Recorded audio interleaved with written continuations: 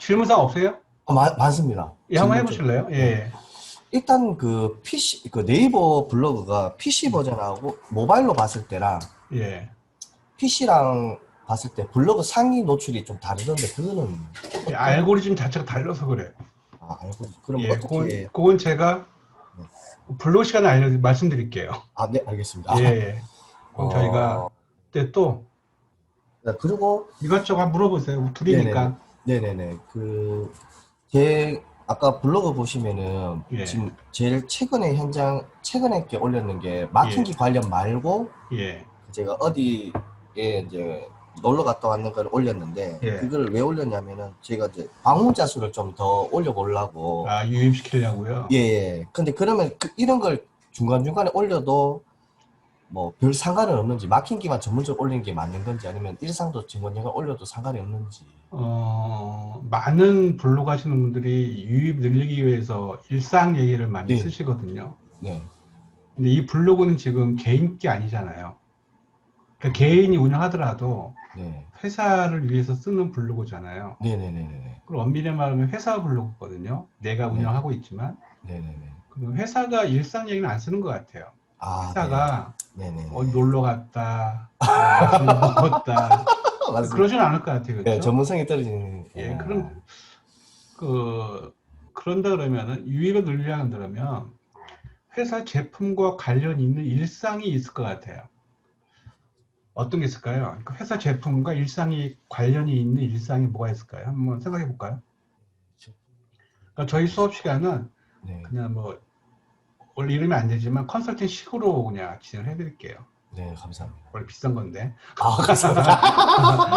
예, 그러면 우리 제품과 일상에서 끌어올 만한 블로그 쓸 만한 게 어떤 게 있을까? 어, 지금 가만히 생각해보니까 뭐, 이마트, 대형마트 가면 예, 식품 쪽이 이래 많지 않습니까? 예, 거기에 이제 제조일지 유통기한 찍혀 있으니까 예. 뭐 그런 걸로 해서 올리고. 그쵸.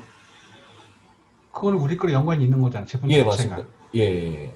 그러면 거기서 느낀 것들, 내가 본 것들, 그런 것들을 글로 쓸 수가 있잖아요. 아, 네, 맞네요. 글로 네, 쓰는데 네, 그냥 쓰면 안 되겠죠. 네, 저거를 이런 식으로 좀 응용을 한다거나 우리 같았으면 네. 이렇게 하겠다라는 그런 게 아, 네, 있잖아요. 네, 그래서 뭐, 모든 글들이 네, 내 생각을 써주는 게 제일 중요합니다. 네, 네. 네, 그 아, 네이버 블로그가 독창적인 작가의 생각을 원해요. 어디나 있는 그런 자료는 점수를 많이 못 받고요. 네, 작가의 생각을 주장하는 글이 있다 그러면 그거는 크리에이티브하다, 창조적이다라고 인정을 해줍니다. 그런 글은 1점을 받아요, 점수를요. 1점이 최상의 점수고요. 네. 1점에 이제 시간이 지나잖아요. 그 점수가 깎여 내려가요. 이거는 뭐 되게 좀 심도 있는 그런 얘기인데, 아무튼 작가의 생각을 써주는 글을 우대가 받는다는 거, 알고리즘에서, 네이버에서는. 그냥 일상도 그냥 하지 마시고 우리 거랑 연관이 있는.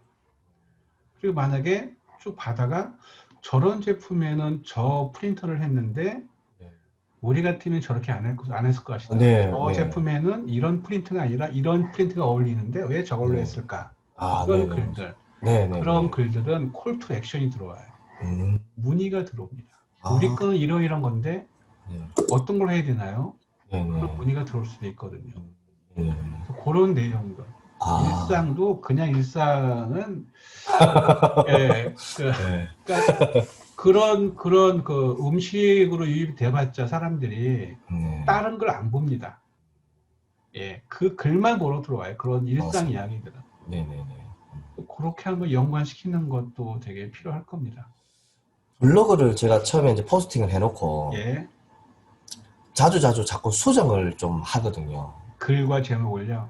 예, 글도 다시 또 좀 수정하고 좀 제가 다시 보면서 또 뭐 예를 들어가지고 좀 추가해야 될 거를 저장을 못 해놓고 저장을 해놓고 했으면 좋은데 예, 또 막상 그렇게 해가지고 다 올리는데도 또 하나 이거 막 깜빡했다. 그래서 예. 수정을 좀 몇 번씩 하면 저품질이 걸리는 겁니까? 그 전에 질문 하나 할게요. 네. 그러니까 첫 번째 올린 글의 순위를 혹시 파악하셨나요? 첫 번째 올린 글의 그러니까 처음에 그걸 올렸어. 수정하기 전에 글을 올렸어요. 네. 그럼 순위를 보세요, 안 보세요? 보죠. 네. 그럼 그 순위하고 네. 내가 뭔가를 바꿨어요. 네. 제목이든 본문 내용 간에. 네. 그럼 순위가 변동이 있었나요? 없었나요? 변동이 있습니다. 올라갔나요? 내려갔나요? 올라갑니다. 예. 거의 대부분이 그랬어요. 네네네. 이유가 뭘 생각하세요? 일단은 뭐라고 해야 되지? 제목 자체가 이제 너무 많이 노출되어 있는 것보다는 다르게 제가 또 이렇게 저도 처음에 제목을 이렇게 한번 올렸는데 뭐 1시간이 지나고 난 뒤에 안 보이면 좀 수정해서 또 하면 또 이제 상위 노출되고 예. 이런 경우가 있어서. 제목을 바꿨을 때 올라갔다. 네네네네. 본문 내용도 혹시 바꿨나요? 아닙니다. 제목. 그냥 지금 말씀하신 게 제목에 대한 얘기였나요?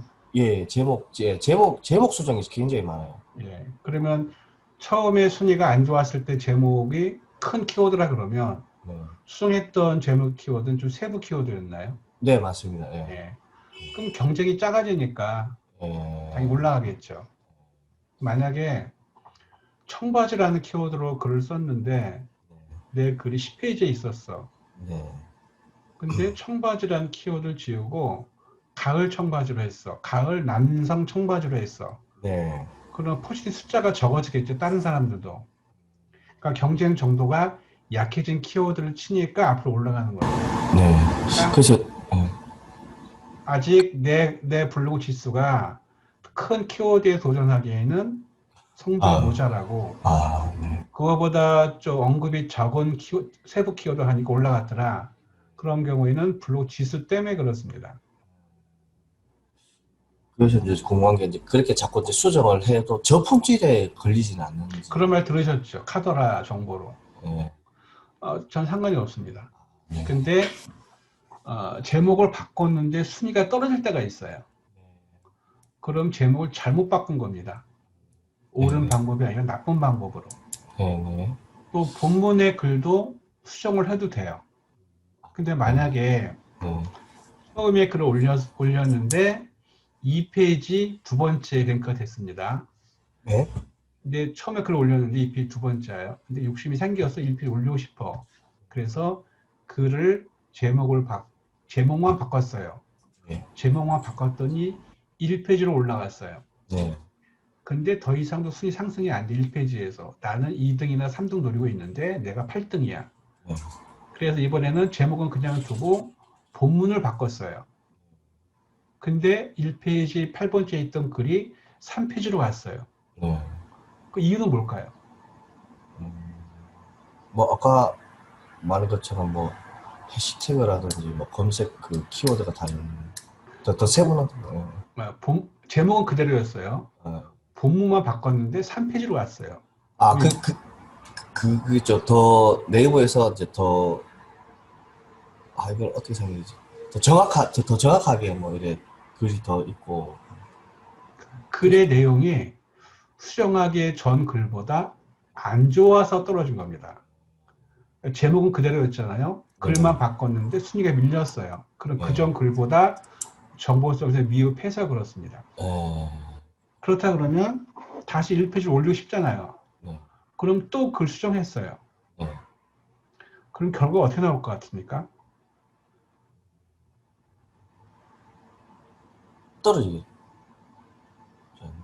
떨어지는 이유와 이건 제가 그 고급 과정에서 말씀드리는 건데 주문하셨으니까 내 글 수정을 했는데 그 전보다 올라가거나 떨어진 이유가 한 가지입니다. 글의 내용 때문에 그래요. 내가 글 수정을 했는데 순위가 앞으로 올라갔어. 그럼 글의 내용이 그 전보다 네이버가 원하는 글에 맞춰서 써서 그래요. 어떤 네이버가 금지하는 금지어가 없다거나 누구나 알고 있는 그런 글이다거나 근데 글 썼는데 오히려 순위가 떨어졌어.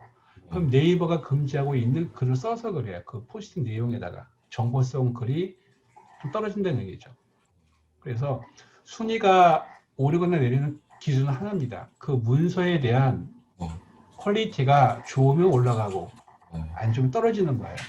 그래서 제목을 몇 번을 바꾸든 문장을 몇 번을 바꿔도 상관없다는 얘기죠. 아, 그건 네. 저품질과 전혀 무관해요. 그 저품질을 왜 걸리느냐? 만약에 지금 불록 시간 같은데 그 저품질이 왜 걸리는 것 같아요?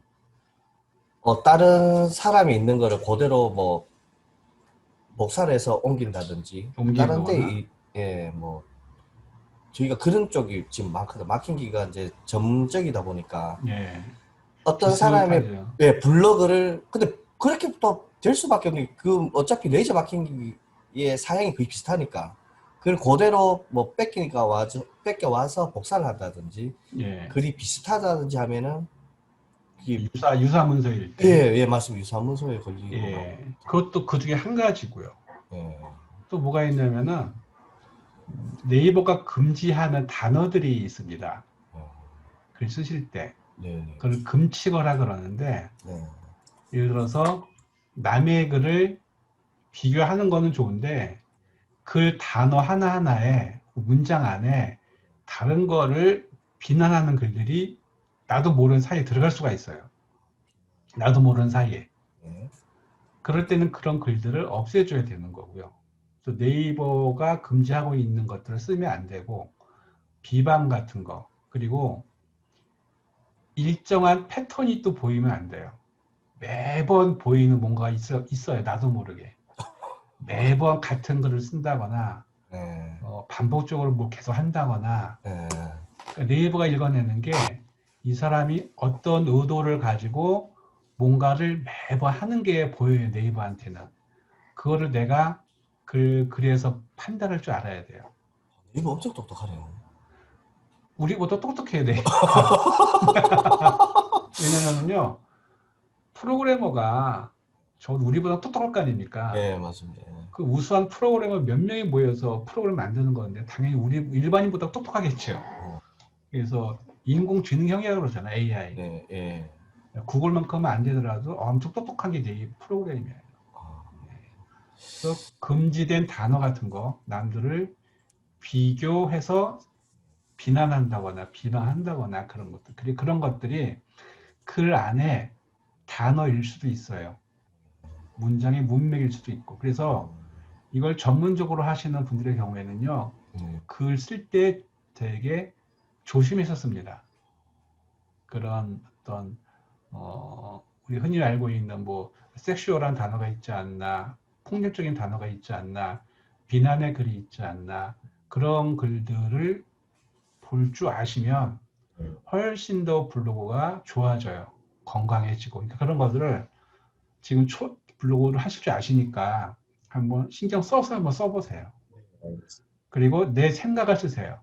네, 그러니까 같은 레이저 프린트 그 기계를 판다 그러더라도 그 사람 글과 다르게 쓰란 얘기죠. 그러면은 점수를 많이 받을 겁니다. 그래서 아까 블로그 지수를 말씀드렸는데 나보다 글을 많이 썼다 그래서 나보다 꼭 순위가 앞에 있지는 않아요. 지금의 네이버 알고리즘은. 내가 좀 운영한 게 덜 됐다 그러더라도 그 사람의 글보다 글 안에 네이버가 원하는 식의 정보와 글이 써 있다 그러면 내 글이 우선적으로 뜹니다. 상위에. 그러니까 100% 포스팅 내용에 집중하시면 돼요. 그리고 우리가 제목을 썼잖아요. 제목이 있는 이유가 그 본문을 설명하려고 그걸 함축한 거잖아요. 제목이라는 게. 네, 네, 네. 그러면 우리가 글 쓸 때 제목에서 벗어나시면 안 돼요. 제목에 있는 단어를 친절하게 본문에서 풀어줘야 돼요. 하나하나를. 이거 되게 심화가정 얘기인데 큰일 났네. 그리고 네, 말씀하세요. 먼저 말씀하세요. 또 질문 하나 드려볼까요? 최근에 뭐죠? 환경 때문에 환경이 좀 많잖아요. 그래서 식물을 키우는 사람들이 많아졌어요. 네. 어떤 사람이 식물을 판매하는 사업자라 그러면 네이버가 좋아하는 게 뭐냐면 만약에 청바지를 판매자라 그러면 청바지 자체만을 설명하는 것보다는 청바지와 연관이 있는 세부적인 다른 부속품들이 있죠. 네. 천의 종류라든가 뭐 나연 방식이라든가 네. 그 있는 사람들이라든가 네. 그러면 식물을 판매하는 사람이 있다 그러면 내 글을 쓴다 그러는데 식물에 대해서 글을 쓰는데 뭐가 많아야 되냐면 식물과 연관된 게 많이 들어가야 돼요. 글 안에. 그럼 부장님 생각하시기에 식물을 키우려 그러면 뭐가 필요하죠? 한번 말씀해 보실래요? 일단은 물이 필요하고요. 그렇죠. 그럼 뭐 햇빛도 그렇죠. 뭐 광합성, 화분도 있어야 되겠고, 그렇죠. 도 있어야 되겠고. 뭐 흙도 필요할 테고 네. 뭐 땅도 필요할 테고 네. 온도도 필요할 네. 테고 네. 이런 것들이 글 안에 있어줘야 돼요. 우리가 아까 말씀하셨던 뭐 레이저 마킹기라 그러면 레이저라는 게 우리가 그냥 얼추 뜻은 알고 있어요, 그렇죠? 네. 근데 그거에 대한 정확한 뭔가를 몰라요. 네. 그러면은 레이저와 연관된 다른 것들이 있을 것 같아요. 그럼 그런 것도 아까 식물의 일처럼 레이저와 관련된 부수적인 키워드들을 본문에 써줘서 걔를 설명해 줘야 돼요. 우리가 살찌는 이유가 있죠. 네. 뱃살이 있는 분들 뱃살을 빼려 그래요. 그럼 뱃살에 생기는 이유가 다양하잖아요. 음식을 많이 먹는다거나 내장 기반에 뭐 음식이 축적된다거나 소화기관에 뭐 소장 대장이라는 거나 콜레스테롤이 있다거나 이런 풍부한 내용들로 얘기를 꾸미면은요, 그 뱃살 빼는 방법이 나오는 거예요. 그래서 대표 키워드를 보좌하는 다른 세부 키워드들을 풍부하게 글 안에 녹여줘야 돼요. 아주 쉽게. 네이버가 좋아하는 글은 어려운 글을 유치원생들도 이해할 만큼 쉬운 걸 써주는 것을 되게 좋아합니다. 예. 그래서 글 쓰실 때 그 키워드와 관련된 다른 세부적인 키워드를 몇 가지를 서치하세요. 그 세부 키워드들을 나열하는 게 아니고 글 안에서 설명해 줘야 돼요. 그렇게 글을 써야 그 글이 좋은 글로 인지를 받아서 아까 물어보셨잖아요. 같은 키워드인데 어느 거는 PC 노출이 되고 모바일이 안 되고 순위가 다르다. 예. 예, 그거에 대해 해답이 그 얘기입니다. 예, 특정 키워드에 대해서 연관된 단어들을 써주신다면 그거를 문장 안에서 풀어줘요. 친절하게. 그건 좋은 문서로 인정을 받아서 PC든 모바일이든 같이 상위에 뜹니다. 그런 식의 글들의 경우에는요. 예, 그게 안 되기 때문에 순위가 달라진다거나 모바일은 보이는데 PC 안 보인다거나 반대로 모바일은 안 보이는데 PC 보인다 이런 식으로 좀 그러거든요. 예, 그래서 그 글 쓰실 때 키워드를 보자는 세부 키워드들을 생각하셔서 그거를 설명을 해주는 거. 근데 보통 지금 많은 분들은 그냥 이렇게 보도자료식으로 설명만 하시거든요. 그 단어를 풀어주지가 않고 그 단어를 풀어주는 연습을 해보세요. 그럼 그 글 하나에 엄청나게 좋은 정보가 가득 찰 겁니다. 그러니까 그 단어 하나를 파고 들어가 보시는 얘기입니다. 세부적으로. 얘가 뭔가. 네. 예. 그러면 조금 더 블로그에 그 내용이 좋아져서 금방 그 지수가 쌓일 겁니다. 오래 운영되지 않았다 그러더라도. 또 질문 좀. 예, 예. 그 저희 와이프가 뷰튜브라고 해서 예. 방문자 수 늘리는 저희 거기 들어가서 뭐 저희가 눌러주면 그 사람도 제 거 눌러주고 예. 그런 웹이 있던데 예. 그런 거는 사용해도 쓰지 마세요. 프로그램 절대 쓰지 마세요. 예, 그거 네이버가 다 압니다. 지금 말씀하신 게 일정한 패턴에 의해서 움직이는 거거든요.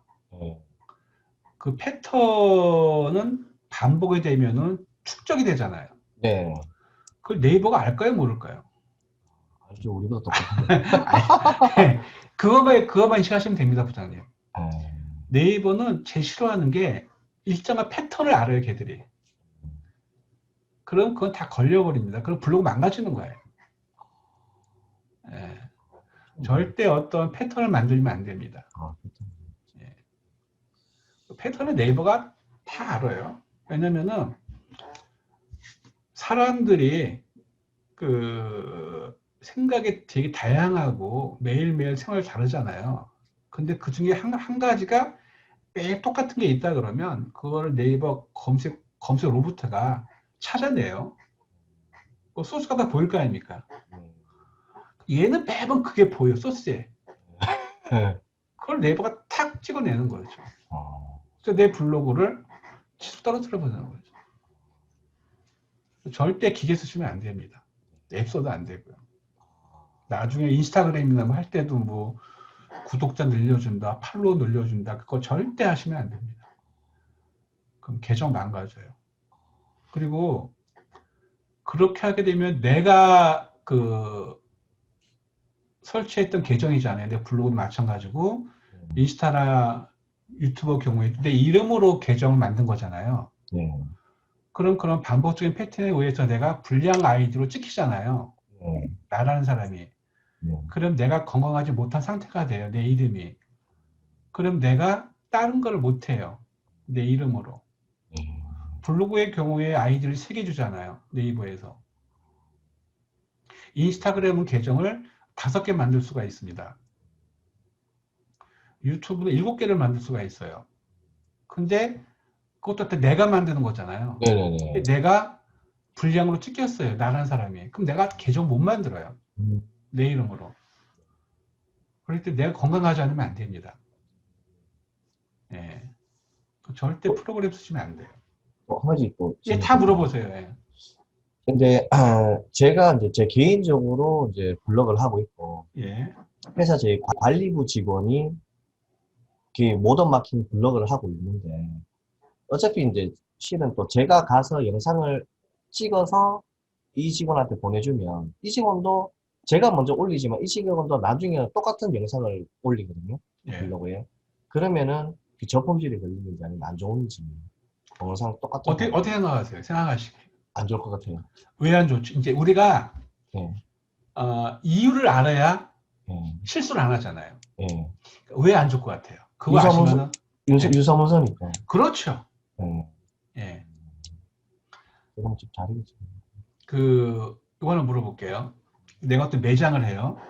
근데 고객이 한 사람이 자주 들렸는데 매번 같은 제품만 있어. 신제품이 없고. 그러면 어떨 것 같아요? 신제품 있는 매장으로 가고. 그죠? 근데 어떤 사람이 키워드 검색을 해서 블로그에 들어왔는데 이 영상이 이 블로그도 있고 이 블로그도 있어. 그럼 어떻게 생각합니까? 그 사람은? 뭐 이거에서 자기가 설치 안 하고 어디서 그냥 갖고 왔나? 그렇죠. 그럼 브랜드 평판이 좋아질까 나빠질까요? 나빠지고. 그겁니다. 그러니까 매번 그 컨텐츠가 새롭지 않으면 네이버가 싫어합니다. 그리고 네이버가 왜 싫어하냐면요. 몇 천만 명이 보는 블로그잖아요. 네이버를. 그러면 네이버 사업자 입장에서 같은 게 여러 개 있다 그러면은 사람들의 방문율이 떨어집니다. 매번 새로운 게 그 사람의 아이디어가 들어간 매번 새로운 컨텐츠가 있어줘야만 그게 신선하거든요. 근데 얘도 쓰고 쟤도 쓰고 얘도 쓴다 그러면은 똑같은 컨텐츠가 올 때마다 보인다 그러면은 짜증나서 안 들어와 이탈해버려요. 이탈하를 네이버가 또 싫어해요. 그래서 항상 새로운 걸 올려야 돼요, 우리는. 그걸 네이버가 알아요. 이 사람은 항상 자기 거를 늘 새로운 거 올리는구나. 근데 이 사람은 매번 이 사람 쓴 걸 또 쓰는구나. 이걸 알아요, 네이버가. 왜냐면 그 데이터에 대해 유전자가 있잖아요. 그러니까 매번 그러니까 귀찮은 작업이지만, 매번 새로운 거, 그리고 항상 현장 나가실 때, 기존에 썼던 거라 그러더라도 다시 찍으세요. 같은 장면을 한 번 찍어서 2번 쓰면 안 되고요. 같은 거라 그래도 따로 찍어야 해요. 다른 걸로. 네. 그래야만 새로운 문서 인식이 됩니다. 또 한번 물어보세요. 네, 그 블로그 포스팅 할 때 예. 제목 있고 밑에 이제 해시태그를 이렇게 달지 않습니까? 제목 해시태그. 밑에다가요? 뭐 제목 밑에 포스팅 달 수도 있고, 밑에다가. 예, 뭐 달 수도 있고 하는데 뭐 이제 처음에는 이 블로그 이렇게 보시면 어떤 분은 해시태그가 한 개, 두 개밖에 없는데도 항상 본문에요? 상위거든요. 예, 본문의 제목에. 그 본문에 본문에. 보통 해시태그를 제일 밑에 이제 달지 않습니까? 예. 근데 어떤 분들은 한두 개밖에 해시태그가 없는데도 항상 본문에. 상위로 돼 있는데 어떤 분들은 막 해시태그가 막 20개씩, 10개씩 막 있는데도 이 해시태그를 많이 달아야지 무조건 좋은 건지. 그럼 혹시라도 해시태그를 2개 썼던 분하고 해시태그를 많이 썼던 분의 네, 순위를 보셨어요? 봤죠? 봤는데 어땠어요? 해시태그 2개 있는 사람이 더 많이 순위 높던데요. 그럼 그 사람이 그동안 써왔던 글들도 혹시 보셨나요? 그까진 제가 다른 글들. 그냥 그 단편적인 그거만. 예, 그걸 보세요, 한번. 아, 그러니까 해시태그를 2개 썼는데도 불구하고 상위에 떴는데 어떤 사람은 해시태그를 많이 썼는데도 불구하고 순위가 네. 떨어졌다. 네. 그럼 그 두 사람의 블로그 몇 개를 보세요, 글을. 아, 네. 그 사람들이 쓴 글을 보시는 얘기죠. 그럼 이유가 나올 겁니다. 예, 본문의 내용 때문에 그러고 그 사람이 쓴 기간이 또 보일 거예요. 저 해시태그는 중요하지가 않다는 얘기입니다. 그렇게 본문에 양이 의미가 없다. 네. 그리고 저도 본문 해시태그 있으면은요, 걔 클릭하잖아요. 그 이탈하잖아요. 그 페이지에서. 그러니까 이겁니다. 쭉 글을 보다가 본문에 만약에 레이저 마킹기라는 해시태그가 붙어 있어 파란색으로 걔 클릭을 해요. 그럼 그 페이지 보다가 이탈되잖아요. 그 페이지에서. 눌러보면 딴 데로. 그거 좋은 게 아니죠. 그 본문에 안 써도 됩니다. 해시태그를. 마지막에 다 쓰시면 돼요. 30개를 다. 그 해시태그는 크게 의미가 없어요. 그리고 또 어떤 키워드는 아까 말씀하신 거에 반대일 경우가 있습니다. 이 해시태그가 2개 있는 글은 글이 참 좋아. 해시태그 많은 것보다. 근데 순위를 보니까 해시태그 많은 게 1등이야. 해시태그 적은 게 10등이고. 그런 거의 경우에는 대부분 그 키워드의 포지팅 숫자가 적은 것들. 그러니까 100단이라든가 뭐 1000단이라든가. 그러니까 경쟁이 치열하지 않은 것들은 그럴 수가 있는데 경쟁이 치열한 경우에는 그럴 리가 없습니다. 그러니까 경쟁이 치열한 키워드는 해시태그는 크게 의미가 없다. 근데 경쟁이 작은 키워드는 해시태그가 의미가 있다. 근데 결국에는 마지막에는 해시태그 적은 좋은 글이 우대를 받는다. 라는 얘기 보시면 돼요. 예, 또 많이 물어보시면 됩니다. 예. 제가 예를 들어 어떤 글을 포스팅을 했었는데 예. 처음에는 뭐 첫 번째나 두 번째 상위 노출이 되다가 예. 4, 5일 되니까 아예 그 상위나 조회 자체가 안 되는 거예요. 유사 문서 걸린 거예요. 예, 글 자체가 없어졌어요. 예. 그럼 혹시 네이버에 들어가서 유사 문서에 있나 보셨어요? 예, 있었어요. 유사 문서 있었나요? 네, 있었어요. 그럼 그 유사 문서 걸린 거죠. 아, 예. 그러니까 보통 한 3, 4일 정도까지는 상위에 돼 있었는데 갑자기 그렇습니다. 아, 그러니까 짧으면 2-3시간 만에 그럴 수 있고 네. 길면 3, 4일 가요. 아, 그럴 때 어떻게 하세요? 지금 그래서 그 이제 새로운 걸 또 지금은 그 유사문서 걸려 있어서 뭐 뜨지가 않으니까 일단 놔두기는 지금도요? 지금도요? 예, 걸려 있는 게 있더라고요. 왜냐면 뭐 예를 들어 저희가 뭐 마킹기 제품 사양 같은 거 예. 아니면 뭐 레이저 마킹기 같으면은 뭐 설명이 좀 비슷비슷하고 이래 버리면은 근데 왜 유사문서에 걸린지 저 정확하게 모르겠는데 예. 좀 비슷하게 올려서 그러지 않았나. 그렇죠. 내가 쓴 글이 다른 사람의 글과 비슷했는데 내가 그 사람을 늦게 썼어, 글을. 예, 예. 그럼 유사문서 걸 확률이 크죠. 그럼 그 글을 어떻게 하세요? 일단은 뭐 지울 수도 없고 놔둡니다. 예. 노출 어차피 안 되잖아요. 예. 지울 수도 없죠. 지우면 또 괜히 포스팅. 그거 수정해 보셨어요? 예, 좀 수정을 해봤는데도 근데도 네? 안 올라가더라고요. 그러면은 이렇게 하세요. 그 키워드로 예. 포스팅을 새로 하세요. 그 글과 비슷하지 않게 다른 관점으로. 새로 쓰신 다음에 유사문서에 있었던 그 글을 지우고 올리세요. 새로 쓴 거를. 다시 뭐, 그러니까 네. 그 유사문서 걸린 것을 새로 쓰자는 얘기죠. 새로 포스팅을. 아, 이제 네. 그 유사문서 내용과 다른 내용으로 예. 포스팅 하신 다음에 올리기 전에 유사문서 된 포스팅을 지우세요. 삭제하세요. 비공개 하시든가. 비공. 그 뒤에 올리세요. 그거를. 네네, 그럼 알겠습니다. 그 글이 노출되실 겁니다. 아, 유사문서에 안 걸리는 가정하에.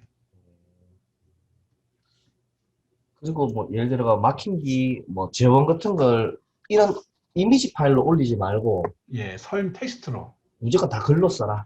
글을 서치해가요. 네이버 검색 네, 엔진이. 네. 그리고 또 하나, 카talog에 있는 거를 찍어서 올리잖아요. 네, 그럼 카탈로그에 있는 텍스트가 있잖아요. 예. 그걸 한 번 더 텍스트 써주세요. 밑에다가. 아, 걔를 가져가요. 검색 보시. 늘 새로운 거. 크리에이티브가 진짜 어려운데. 그럼요. 그 네이버라는 거대한 플랫폼의 특정 키워드에서 1등, 2등, 3등 한다는 게 쉬운 일은 아니잖아요. 그 나보다 먼저 하는 분들 계셨고, 또 나보다 잘하는 분도 있을 테고, 그거를 내가 비치고 들어가는 거잖아요. 지금 글 자체가 몇 개 안 되니까. 그럼 그 사람보다 더 좋은 글이 아니면 순위가 밀리겠죠. 항상 새로운 거. 네. 일단 궁금한 거는 지금 이제 오늘까지 요거는 지금 네, 궁금했던 게. 그리고 한번 요거 한번 해보실래요? 네. 브이로그 아시죠? V. 브이로그. 저도.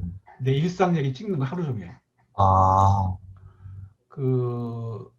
오다 받으시고 네. 클라이언트를 나가려고 그러면 사무실에서 나가시잖아요. 네, 맞습니다. 네.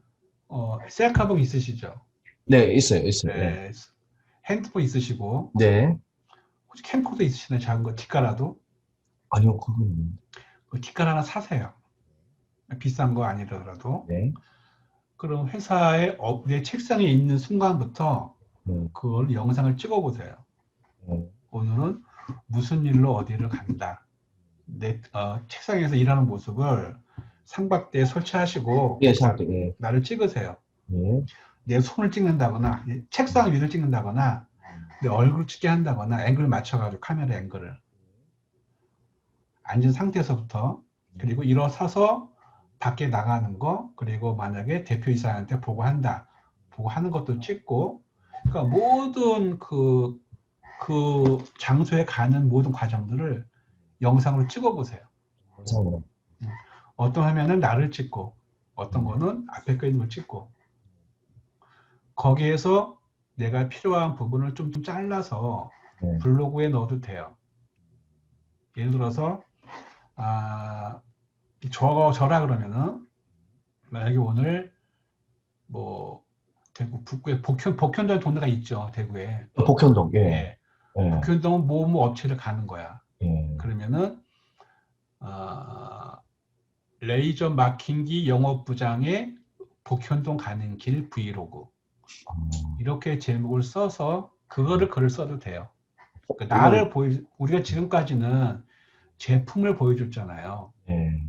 그게 나를 보여줘도 신뢰가 되게 많이 올라갑니다. 내 신뢰도가. 네네. 그럼 내 신뢰도가 그 회사 브랜드랑 일치가 돼버려요. 네. 그래서 나를 한번 보여줘 보세요. 어. 회사에 있는 나. 네. 김 부장의 뭐 브이로그 이런 식으로. 그래서 오늘 어떤 제품을 의뢰받아서 그 사람이 연락을 했는데 블로그 뭐 연락을 했다 그러더라. 이것저것 물어봤는데 오늘 드디어 계약을 하기 전까지 3-4번의 통화 통해서 가게 됐다. 뭐 힘든 뭐 과정이었지만 뭐 가서 아까처럼 설치하는 과정이라든가 그 대표님의 인터뷰를 딴다든가 그러니까 하나의 컨텐츠를 만들기 위해서요. 자료를 많이 만드세요. 이게 내 재산을 보시면 돼요. 부동산 하시는 분들이 가끔 하는 분이 이거 계시더라고요. 예를 들어서 뭐 김 부장이라 그러면 뭐 영업매 김 부장의 뭐 전세방 탐방 해가지고서 자기의 모든 일을 다 찍어 영상으로. 고객과의 미팅하는 것도 고객이 싫어하시면은 나만 찍는 거죠. 책상을 보여준다거나. 그런 모든 것들을 찍어서 이거를 분산해요. 포스팅하고 유튜브 채널에 올리고 페이스북에 올리고 또 잘라서 인스타그램에 올리고 또 이런 것도 잘라서 밴드에 올리고 이렇게 합니다. 이렇게 되면은요, 여기저기서 유입이 되는 거잖아요. 내가 만든 플랫폼에. 그럼 더 많은 사람들한테 나의 진솔한 모습 보여주니까 나를 신뢰하는 경우가 되게 많습니다. 혹시 제가 안 봐도 혹시 블로그에 본인이 있나요? 회사만 있나요? 회사만. 예. 본인이 회사라는 인식을 하시고 나도 노출해 보세요. 네. 나도. 그러면요 댓글이 달라질 겁니다. 아까 그런 댓글이 아니라 아마 그 글에 대한 댓글 써줄 거예요. 그 글에 대한, 지금 보니까 글에 대한 댓글은 하나도 없고요. 그냥 자기 얘기만 해요. 컨트롤 C, 컨트롤 V. 근데 지금처럼 하시다 그러면은요, 그 글을 보고 댓글 달아줄 겁니다. 사람들이. 일반 사람, 그 사람들 말고. 일반인들이. 관련 있는 사람들이. 그리고 제가 여기서 잠깐 궁금한 게 있는데, 예. 일단 동영상으로 다 촬영을 해놓고, 예. 이제 블로그를 올릴 때 그 중간중간 필요한 동영상, 것만. 편집을 해서 사진처럼 이렇게 포스팅을 하고 동영상도 있고. 사진은 사진대로 찍고, 사진을 또 찍고. 영상은 영상에만 찍고요. 네네. 영상이 만약에 내가 한 시간 찍었다. 예. 예를 들어서 그 중에서 포스팅 내용과 맞는 영상, 뭐 1분짜리라든가, 그거만 작아서 넣으면 돼요. 네. 멘트가 들어간 거. 네. 그리고 가능하시면 찍으실 때 멘트를 집어넣어줘야 돼요. 네, 그래야 네. 보는 사람이 지겹지가 않아요. 네네. 예. 네. 그리고 사투리 쓰시니까 그냥 그대로 하세요. 사투리를요. 네. 이게 훨씬 더 알겠습니다. 정겨운 겁니다. 아. 예. 감사합니다. 그렇게 컨텐츠를 매일 만들어 보세요. 나중에 사업할 수도 있잖아요. 그죠? 그럼 그때 지금부터 그런 걸 내가 쌓아두잖아요. 그럼 내가 사업할 때 내 플랫폼이 만들어지는 거예요. 내 컨텐츠에 의해서. 그럼 마케팅할 시간을 절약하고 오픈하자마자 매출이 올 수가 있다는 얘기죠. 그래서 영상 컨텐츠를 만드실 때 한번 나를 주인공으로 해서, 왜 저거 펭수 있잖아요. 네네네.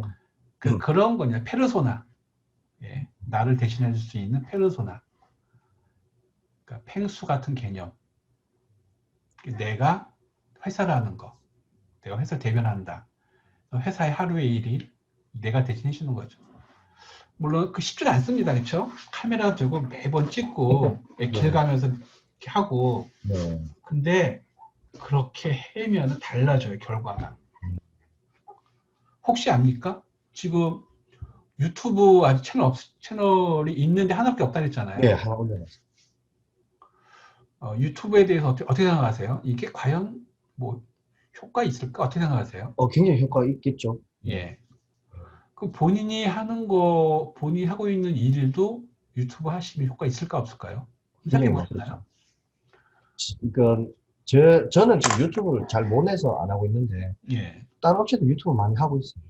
구독자도 많이 있네요, 그 업체들. 구독자라기보다는 그냥 블로그처럼 네. 노출시켜요. 요즘에는 이제 유튜브 들어가서 뭐 영상을 보니까 뭐 레이저 마케팅이 어떻게 생겼나, 어떻게 뭐 마케팅이 되나, 뭐 인기제 마케팅이 뭐 그 정도 유튜버로 하진 않고 그냥 영상 자료만 네. 뭐 레이저 마케팅이 아까 블로그처럼 영상을 예. 똑같습니다. 근데 유튜브로도 많이 본다고 하더라고요. 그것도 분명히 문의가 올 겁니다. 네. 왜냐면 그 필요한 사람이 있으니까. 네. 그래서 아까 말씀드렸던 그런 식으로 영상을 찍어서 네. 그걸 나중에 유튜브를 만드신다 그러면 그것도 네. 편집해서 유튜브로 업로드 하시면 또 된다는 얘기죠. 네네. 예.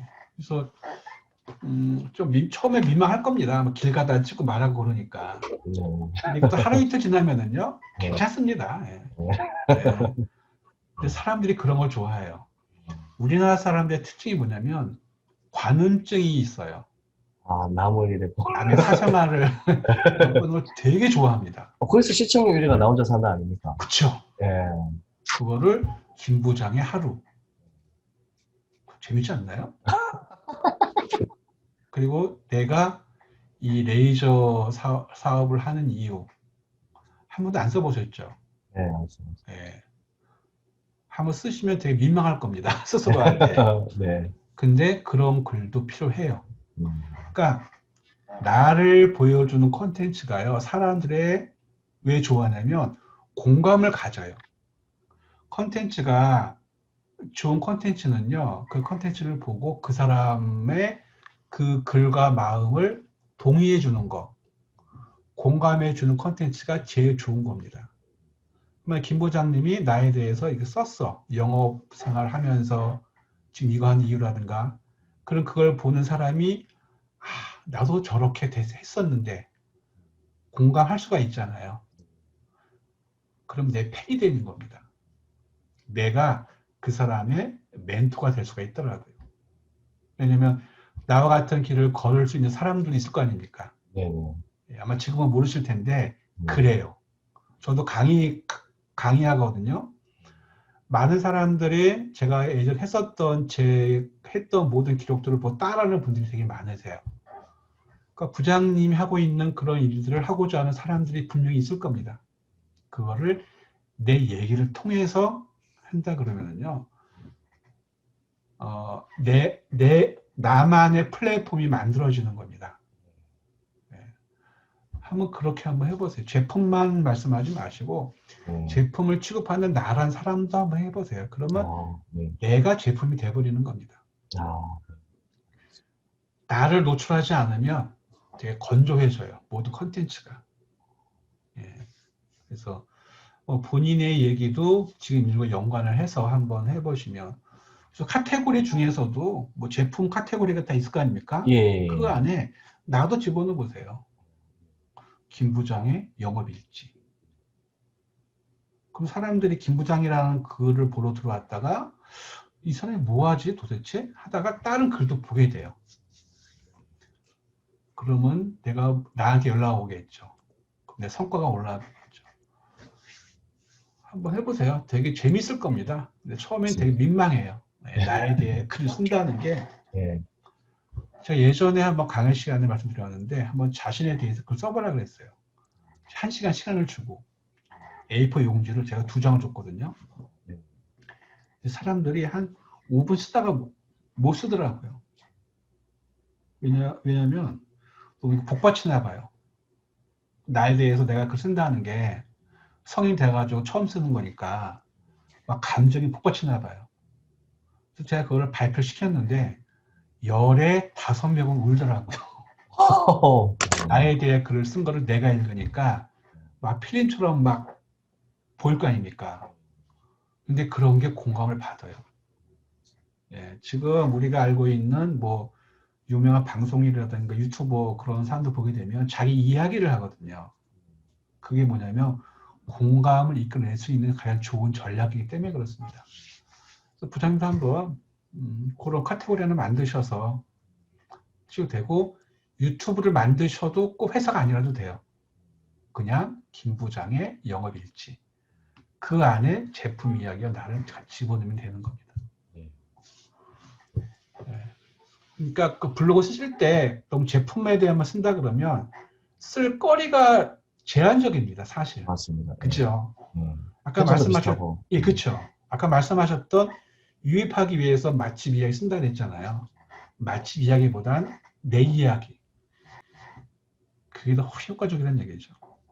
이걸 많이 사람들이 안 해요. 왜냐면은 회사 일이기 때문에 나를 안 보여주더라고요. 근데 나를 보여줬을 때 더 공감을 갖는다는 거. 컨텐츠의 확산은요, 공감하느냐 못하느냐 그 차이입니다. 공감하게 되면 그 공감된 이야기가 퍼뜨려져요, 사람들에 의해서. 컨텐츠든 나든 간에요. 한번 브이로그식으로 해보시는 것도 좀 적극적으로 추천드립니다. 어차피 많이 벌면 좋잖아요, 내가. 맞습니다. 그죠? 네. 그러니까 많이 번다는 게 수단을 뭐 제한 두면 안 될 것 같아요. 범죄 아닌 이상은. 음, 네, 정상적이잖아, 이런 것들은. 그럼 뭐 충분히 가능하죠. 나중에 페이스북 하신다 그래도 뭐 유튜브 영업일지 그런 페이지 만들어서 해도 되고 개인 계정 해도 되고요. 되게 재밌을 것 같아요. 매번 다른 분을 만나시는 거잖아요. 음. 그리고 한 업체랑 그 계약하기 위해서 몇 번의 통화라든가 그 네, 맞습니다. 미팅 하잖아요. 네, 네. 그거를요, 그 혹시 기록하세요, 다? 아니, 기록은, 그냥 일지는 뭐, 예를 들어가지고 쓰는데, 자세하게 업무일, 디테일하게, 예, 업무일지 말고 아니요, 따로 하지는 못해요. 따로 써보세요, 내일일지를. 그날 그날의 모든 것들을. 일기식으로. 그러니까 일기시 내가 쓰고 싶은 대로. 제가 예 하나 들어드릴게요. 하버드대 애들한테 한 실험을 해봤대요. 뭐였냐면, 너희들이 하고 있는 것들을 계획을 짜라. 그래서 만약 100명한테 그거를 임무를 줬어요. 네. 100명 중에서 70명이 매일 스케줄대로 움직였대요. 그대로 했대요. 70명 중에서 10명 정도가 스케줄대로 하는 거를 글로 영상으로 기록을 했대요. 70명 중에서 60명은 그냥 스케줄대로 움직였어요. 그 중에 10명이 움직이는 거를 기록을 했대요. 기록을 한 거를 한 사람이 10명이 그렇지 않은 60명보다 그 성과의 결과가 3배 반이 올랐다 그럽니다. 즉, 내가 하고 있는 일들을 하고자 하는 것들을 기록을 하는 게 더 성과가 높게 나온다는 얘기입니다. 저도 매일 기록하거든요. 시간별로.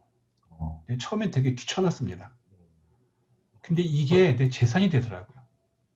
실수를 줄이게 되고 할 걸 하게 되고. 저는 또 뭐라 하냐면 아침 출근하잖아요. 저 혼자 사업하거든요. 이거를. 그럼 그날 할 일을 써요. 며칠 위에다가. 퇴근할 때 앞에 썼던 것들을 써요. 성과가 이루어졌나? 안 이루어졌나?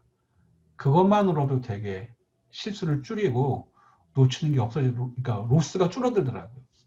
그래서 부장님도 한번 업무 일지식 말고 일기 쓰듯이 한번 시간대별 아니더라도 기록을 해보세요. 예, 알겠습니다. 그거를 그렇게 하신 다음에 뭘 하시느냐? 책을 내보세요. 예? 책이요? 책이요. 네. 어, 혹시 책 써볼 생각 없으셨어요? 생각도 안 합니다. 다른 제가 사람 일 갖다 쓰나요? 다시 한 번만요. 그러니까 책 쓴다는 게 이거는 어떤 좀 다른 사람의 일이다라고 생각하셨나요? 작가가, 네. 작가만 쓰는 걸로 알으셨죠? 근데 책 쓰면 작가가 되는 거거든요. 근데, 그 전문적인 지식이 있어요. 뭐, 예를 들어, 지금 레이저 영업이라는 그런 전문 분야잖아요. 부장님도. 아닌가요? 그러니까 영업에 대한 분야, 레이저 산업에 대한 분야는 누구보다 많이 알고 계시잖아요. 아닌가요? 저보다 더 많이 아는 사람도 많긴 많겠죠. 있겠죠. 네, 내가 근데 일반인보다 많이 알고 있잖아요. 네, 이 일을 하고자 하는 사람보다 많이 알고 있잖아요. 그죠? 근데 내가 아까 말씀드린 것처럼 영상을 남기고 기록을 했어요. 그거를 좀 워칭을 해서 내가 책을 썼어요. 상상되세요? 근데 책이라는 게 뭐 이렇게 이거를 써가지고서 낼 수도 있지만 네, 영업할 세일 하시잖아요. 예, 그럼 내가 쓴 나의 영업 일지를 음, PDF 파일을 만들 수는 있죠. 그렇죠, 네, 워드에 쓴 거를 PDF로 저장하면 되는 거잖아요. 맞습니다. 내가 썼던 글이 만약에 150개의 글이다. 네. 이걸 PDF로 만들었다. 이거를 어떻게 활용할까요? 활용할 데가 어디 있을까요? 한번 해볼까요?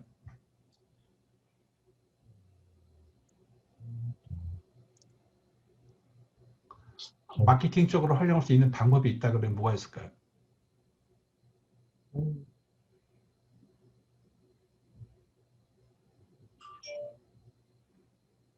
아까 제가 본인의 플랫폼을 만들자 그랬잖아요. 네.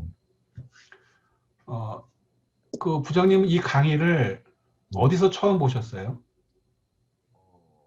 저는 저희 와이프가 예. 소개해 줘가지고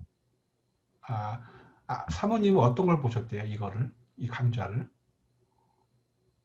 강좌를 본 건 아니고 무슨 카페 계시는 카페가 있는 걸 네이버 카페에 제가 쓴 거를 보신 거네요. 예. 그렇게 자기가 검색을 하지만 블로그 잘 강의해 주는 사람 이래 찾다가 보니까 예. 제 카페가 제 예. 쓴 글이 보인 거죠. 예, 맞습니다. 그럼 제 카페는 제가 운영하는 제 플랫폼이잖아요. 네네네. 그죠?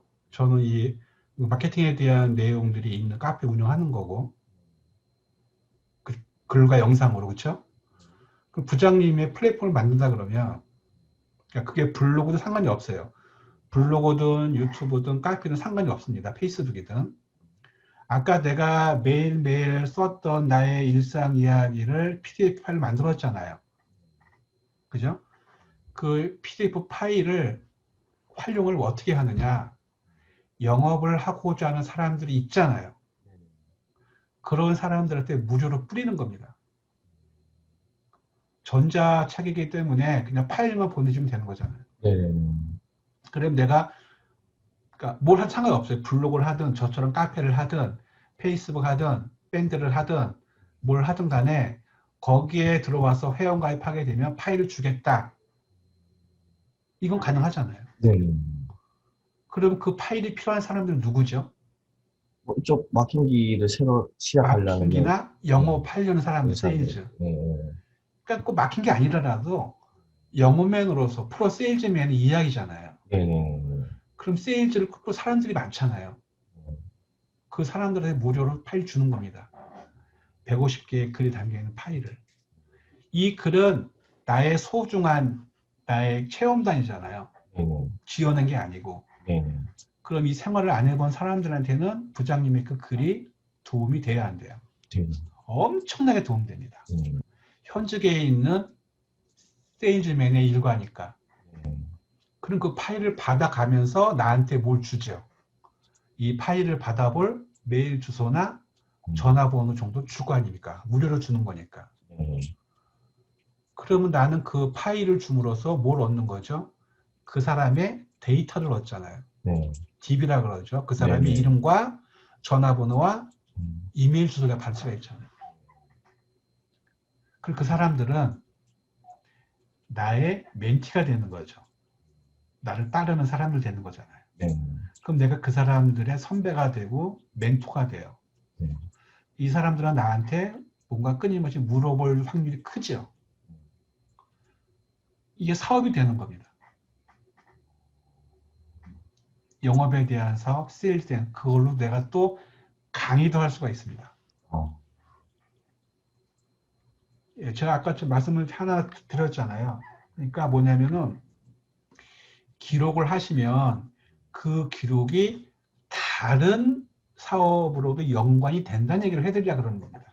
예, 지금 우리가 블로그만 부지런히 써가지고서 문의 오면은 미팅 통해서 계약하고 가서 하잖아요. 이거는 그 퇴근하시면 못 하는 거잖아요. 그죠? 퇴근 이후에도 뭔가 자동으로 뭔가 돌아간다 그러면 그 뭔가 자동으로 돌아가는 게 나한테 수익을 준다 그러면 할 만한 가치가 있는 거잖아요. 또 지금 그 코로나19로 혹시 매출이 상관이 있었나요? 회사에서? 더 괜찮았어요. 예? 코로나도 더 괜찮아요. 엄청나게 있었나요? 엄청나기보다는 그냥 이제 마스크가 원체 잘 나가니까 예. 마스크 쪽에 저희가 많이 팔았죠. 오히려 마스크 산업 쪽에다가 예. 우리 게 지금도 많이.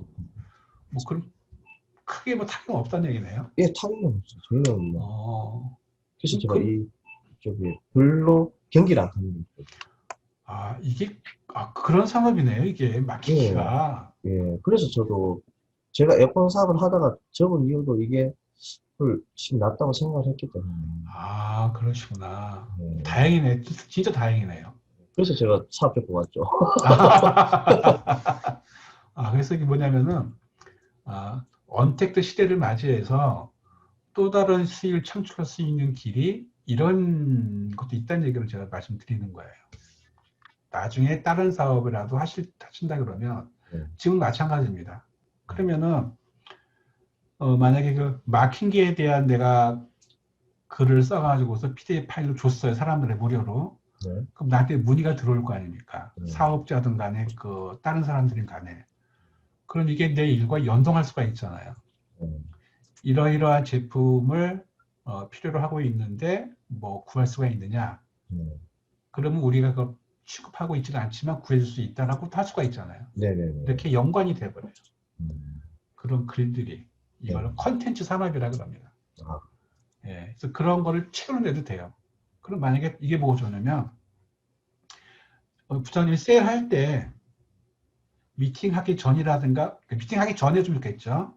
인사하신 다음에 제가 낸 책입니다. 네. 이거는요 상대방이 느끼는 감성이 달라져요. 네. 저라도 달라지는데요. 그렇죠. 괜히 막 존경스럽고 이 작가구나. 네. 작가인데 영업하는 분이구나. 레벨을 인식을 다르게 해줍니다. 그렇죠. 그럼 내 브랜드가 올라가면서 회사 브랜드 같이 올라가게 돼요. 나 하나로 인해서 그 책으로 인해서 가능하지 않으십니까? 어떠세요? 괜찮은 좋은 아이디어. 예. 그럼 지금부터 기록을 하면 좋겠죠. 네, 알겠습니다. 그 어려운 일은 아니잖아요. 어려운 거라는 거는 단순히 그 영상 할 때 좀 귀찮은 거 없을 테고 그런 것들을 만약에 회사로 내가 완전히 그냥 기소하고 싶다. 그럼 그런 파일을 만들어서 회사 홈페이지에다가 파일 올려놓으셔도 되는 거고요. 거기에 뭐 안 된다 그러면 블로그라든가 별도로 또 그거를 광고할 수도 있어요. 예를 들어서 페이스북이나 그런 데는 영업에 관심 있는 사람들이 되게 많습니다. 그럼 내가 그 파일을 만들어서 당신의 이름과 전화번호와 이메일만 써주면 내가 이 생활한 현직에 있는 이 내 세일즈맨의 영업일지 150페이지짜리를 무료 파일 보내주겠다라고 그거를 광고하는 겁니다. 그럼 그 광고는 누가 보냐면은 영업에 관심 있는 사람들의 PD에 보여요. 그 사람 중에서 나한테 정보를 줄 수가 있겠죠. 왜냐면 영업하는 사람이고 필요한 사람이 있다 그러니까. 그럼 만약에 그 광고를 했는데 만약에 200명이 나한테 데이터를 줬어. 그럼 나는 지금까지의 그 사람들과 전혀 다른 데이터를 얻은 겁니다. 세일즈에 관심 있는 사람들의 데이터 200명을. 즉, 가두리 양식장 아시죠? 잉어 키워서 막 비싸게 팔고. 부장님이 만든 가두리 양식장의 첫 고객이 250명이 된 거예요. 그들한테 꾸준히 좋은 영업에 대한 좋은 정보를 주면서 내 편으로 만드는 겁니다. 이게 내 플랫폼이라는 얘기입니다. 저도 카페를 만들 때 카페에다가 좋은 자료를, 그러니까 사업에 도움 될 만한 자료를 올려놓기도 했었고요. 이 좋은 자료를 내 카페 오면 주겠다라고 광고를 통해서 사람들을 모은 겁니다. 전 이분들한테 유료로 살만한 자료들을 틈틈이 툭툭 던져줘요. 이거를 받으시려 그러면은 제 카페에 오셔서 댓글로 주문해 주세요. 그럼 그 메일로 보내드리겠습니다. 그러면 그 사람들은 그 자료가 필요하기 때문에 그 카페에 들어와서 댓글 쓰잖아요. 네. 그럼 내 카페의 지수가 어떻게 돼요? 올라가요. 트래픽이 발생을 하니까. 이런 식의 마케팅 로직, 이런 마케팅이 구축이 되면은요, 어떤 업종이든 간에 다 통용이 돼요. 회사에서 마킹기를 하고 있는데 마킹기와 연관된 또 제품이 개발이 됐어. 그럼 그것도 알리기 위해서 또 마케팅을 또 해야 되잖아요. 근데 미리 그 전에 이런 플랫폼이 돼 있다 그러면 그 회원들을 토대로만 마케팅하셔도 된다는 얘기죠.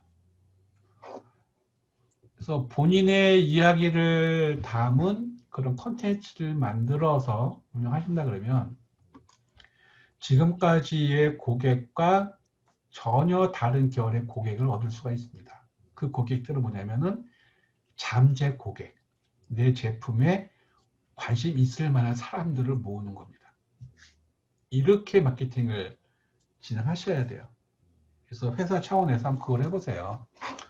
그러니까 꼭 이 제품을 팔려는 것도 필요하지만은요, 이 제품을 모르는 사람들이 있잖아요.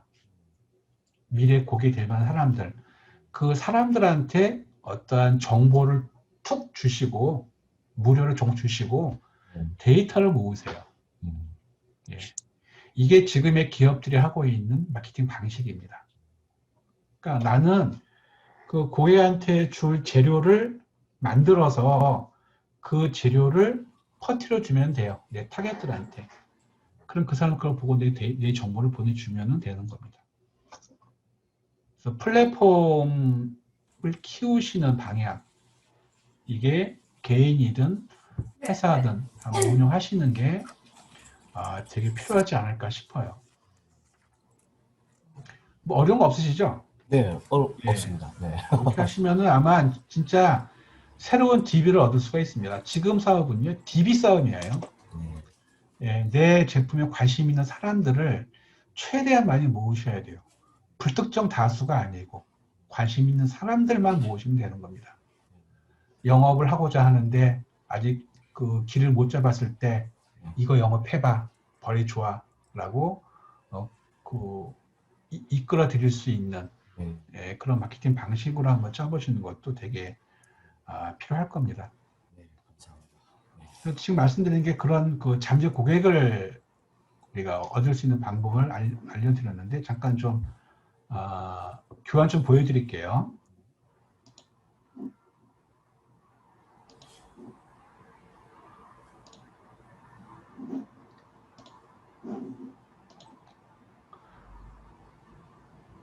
쉬는 시간 없이 그냥 12시 한 40분에 끝낼게요, 부장님. 네. 예.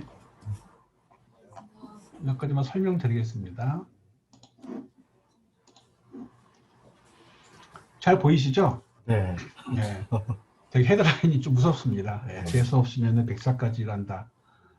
근데 100살까지 수익이 있다 그러면 되게 해피한 그런 삶일 텐데 100살까지 사는데 고통스럽다 그러면 안 되겠죠.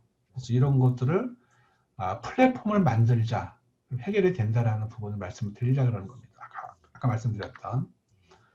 그래서 우리가 설치하러 갔을 때 매출 끝나는 게 아니라 내가 자는 동안에도 통장에 결제가 되는 거, 돈이 쌓이는 거. 그런 구조가 아까 말씀드렸던 자료를 만들어서 어딘가에 뿌려서 고객 DB를 얻어서 그들한테 유용한 자료들을 매번 보내주는 방법이 있고요. 아까도 말씀드렸던 쇼핑몰. 예, 쇼핑몰을 만들어서 어떤 사람은 새벽에도 물건을 구매하는 사람들이 있습니다. 이렇게 좀 보니까. 그래서 자는 동안에도 통장에 돈이 들어오는 구조를 만드는 게 지금의 시대에서 되게 필요합니다. 그래서 우리는 늘 홍보에 목마르는 것 같아요. 홍보 때문에 이 강의를 들으시는 거니까. 그래서 매번 새로운 거 나올 때마다 홍보하려고 그러면은 시간이 투자해야 되고 되게 비용이 되게 많이 들어갑니다. 그래서 미리 해두자 이거예요. 홍보할 내용들을 미리 만들어서 미리 하자는 겁니다. 미리 만들어 둔 거를 이제 퍼뜨리자 이거죠. 어딘가에다가. 누구한테? 내 제품에 관심 있을 만한 사람들한테. 노트북이 3권이 있습니다. 3개가 있는데 뚜껑이 열려 있고요. 여기 심볼이 지금 고객은 여기에 앉아 있고 나는 여기에 있을 겁니다. 뚜껑을 여니까 막 이 심볼이 고객한테 제대로 보이고 있죠. 나한테 안 보이더라도. 이게 뭐냐면 고객에게 전달하는 컨텐츠가 제대로 보이고 있느냐의 그 부분을 제가 말씀을 드리는 겁니다. 보통 판매자들은 글을 쓸 때 컨텐츠를 만들 때 이거를 판매하기 위해서 제품에 대한 이야기만 늘 해요. 그래서 고객들은 관심이 없어지는 겁니다. 제품에 대한 이야기를 내 입장이 아니라 고객의 입장에서 써야 된다는 얘기입니다. 그래서 모든 컨텐츠는 내가 아니라 이 물건을 쓰려는 고객의 입장에서 그 사람이 공감할 수 있는 내용들을 써줘야 돼요. 서술식이 아니라 어무일치가 아니라 그 사람이 이 이야기를 써주는 게 그래야 된다는 얘기입니다. 그래서 고객의 입장에서 글을 쓰는 거, 이게 되게 중요한 부분이라는 얘기고요.